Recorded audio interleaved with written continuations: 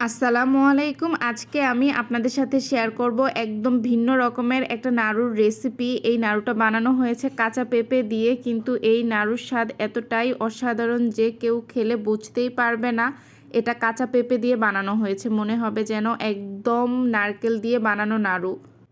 চলে যাচ্ছি মূল রেসিপিতে। প্রথমেই একটি কাঁচা পেঁপে খোসা ছাড়িয়ে এরকম 4 টুকরো করে কেটে নিয়েছি। এরপর একটি গ্রেটারের সাহায্যে সবথেকে চিকন করে গ্রেট হয় যে অংশটা দিয়ে, সেটা দিয়ে এরকম করে গ্রেট করে নিয়েছি।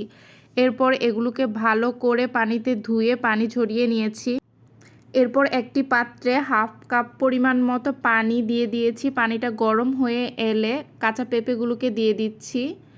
সামান্য পরিমাণে লবণ দিয়ে দিচ্ছি সাথে। এরপর নেড়ে চেড়ে 3-4 মিনিট এরকম করে সিদ্ধ করে নিব।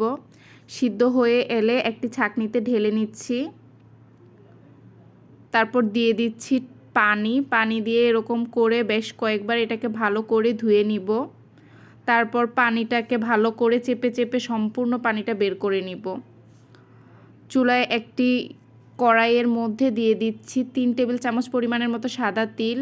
হালকা আঁচে নেড়ে চেড়ে সাদা তিলটাকে ভেজে উঠিয়ে রেখে দিচ্ছি। তারপর কড়াইতে দিয়ে দিচ্ছি একটি এলাচ, 1 টুকরো দারচিনি এবং একটি তেজপাতা। সাথে দিয়ে দিচ্ছি হাফ কাপের থেকে বেশি কিছুটা চিনি। চিনিটাকে এখন ক্যারামেল করে নিব। ক্যারামেল করার সময় খেয়াল রাখতে হবে যেন ক্যারামেলটা পুড়ে না যায়।